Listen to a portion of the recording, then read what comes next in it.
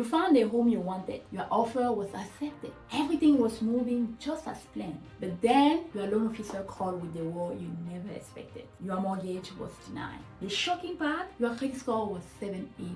So how does someone with great credit still get turned down? By the end of this video, you will learn exactly how someone with great credit score can still get denied for a mortgage. The 6th question lender asks before approving you, and what you can do before you apply to give yourself the best possible chance to hear one word: approve. I'm Therese, founder of America Credit Care. Over the years, I've reviewed thousands of credit reports, and I've noticed one misconception that causes more confusion than almost anything else. Most people believe a good credit score guarantees mortgage approval, but it doesn't. Now, that doesn't mean your score is not important. In fact, it's one of the first things lenders look at. But here's what surprised most home buyers. A credit score and a mortgage approval is not the same thing. Think of your credit score as opening a door. It gets the lender attention. Now, whether you actually walk through that door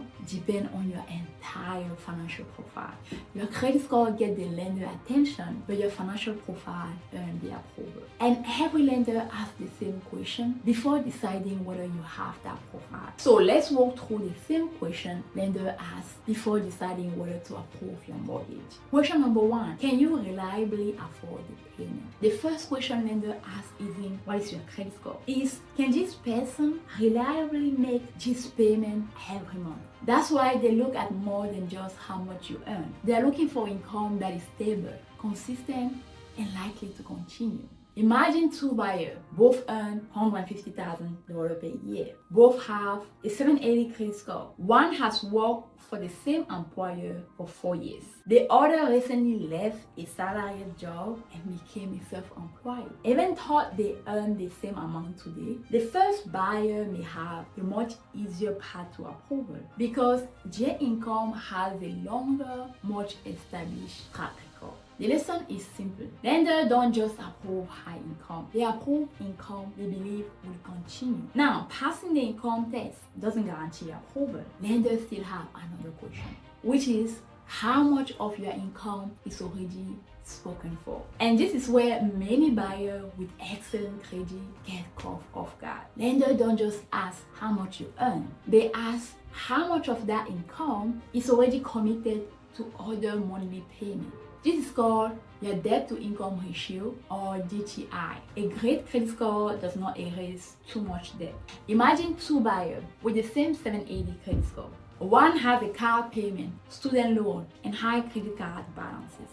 The other has very little monthly debt. Even with identical credit score, the second buyer will have a more easier path to approval because they have more room on their budget to afford a mortgage. The lesson is simple. Lenders don't just look at how well you manage debt. They also look at how much debt you're already carrying. This is why 2 people with the same credit score can have completely different mortgage accounts. Now, let's assume you have passed both tests. Your income is stable, your debt are manageable. At this point, most buyers think the hard part is over. But in reality, they are only halfway through the lender checklist. Because lenders still have another important question, which is, do you have enough cash to close? Even if your income is stable and your debt is under control, lenders want to know, can you actually afford to buy this home? Buying a house isn't just about qualifying for a loan. You also need enough money for your down payment, closing costs, and in some cases, additional cash reserve. Imagine 2 buyers who both qualify on paper. One has enough savings to cover everything, but the other doesn't. The first buyer moves forward, but the second may not. The lesson is simple. Lender wants to know you can buy a home and comfortably afford the first month of home ownership. Qualifying for a loan isn't enough. You also have to be financially ready to own the home. Now, let's say you have passed every test so far. Your income is stable, your debt is manageable, and you have enough cash to close. Most people think this is where their credit score finally takes over. Everything we have covered so far has nothing to do with your credit score. And now, we finally get to the part everyone thinks matters the most, which is question number 4. What does your credit report really say? And this is where many buyers get caught off guard. A credit score is just a number, while your credit report tells the story behind that number. Recent late payment, collection account, high credit card balances, multiple new credit applications, or even a very limited credit history. Any one of these can raise concern, even if your credit score looks great. The lesson is simple. The score is the summary, while the report tells the story. Let's say your credit report looks great. Most buyers will think they are finally approved, but they are not, because decisions you make after getting pre-approved can still change everything. Which takes us to question number 5. Have you made any major financial changes recently? This is one of the biggest mistakes buyer makes after getting pre-approved. You qualify for a mortgage, but what changed after that? You bought a new car, you opened a new credit card, you co-signed for someone, a friend or a family member. It's still your debt. You changed your job, or you made a large unexplained deposit. Any major financial change can cause your lender to take another look to your file. Imagine getting pre-approved on Monday and then financing a new SUV on Friday. That one decision can cause your lender to review your complete file again, and in some cases cost you your house. The lesson is simple. Getting pre-approved does not mean you should change your finances. The safest financial decision before closing is simple. Do not make major financial changes until you have the keys. Notice something. We spoke about 5 different approval tests, and only one of them focus on your credit. Let's say you have passed every test so far. Your income check out, your debt looks good, and your cash is ready. And your credit report is solid. You avoided costly financial mistakes. At this point, most buyers believe they are getting the keys, but your lender still have one final decision to make. Could the house be the problem?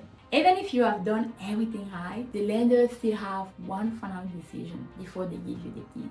They want to know whether that property you choose actually qualifies. Most buyers never think about this. They assume if they qualify, the house qualified too. But that's not always true. If the approval comes back lower than the purchase price, the home has major condition issues, the condo doesn't meet the lending requirement, or there are title problem, your loan could be delayed or even denied. The lesson is simple. Sometimes you don't lose the house because of your finances. You lose it because of the house itself. Even if you have passed all the tests we spoke about so far, there is still one final question your lender needs to answer. Can you prove it? At this point, your lender believes you may qualify, but now they need proof, your assets. Can you document your income, your assets, your bank statement? Are there any large unexpected deposits? Does everything match? Any missing paperwork, large unexplained deposits, inconsistent information, or unverifiable assets? Any one of them can delay your loan or stop it completely. The lesson is simple. Getting approved isn't just about qualifying. It's about proving you qualify. The easier it is for your lender to approve it. Let's go back to the buyer we met at the beginning of this video. They had a 780 credit score. Their offer was accepted. Everything looked perfect until they heard forward your mortgage was denied. Now you understand why. A good credit score is important, but it doesn't guarantee mortgage approval. Lenders are not evaluating just one number. They are evaluating your entire financial picture. Every lender is trying to answer 6 simple questions. Can you reliably afford the payment? How much debt are you already carrying? Do you have enough cash to close? What does your credit report already say? Does the property qualify? And finally, can you prove everything you have told them? That's why 2 buyers with the exact same credit score can have completely 2 different accounts. If there's one thing I want you to remember, is this: your credit score opened the door, but your financial profile earned the approval. That's the difference between having a good credit score and being truly mortgage ready. The good news is that almost every factors we reviewed today can be reviewed and improved before you apply for a mortgage. The more prepared you are before you apply, the better your chances of hearing the one word every home buyer wants to hear: you are approved.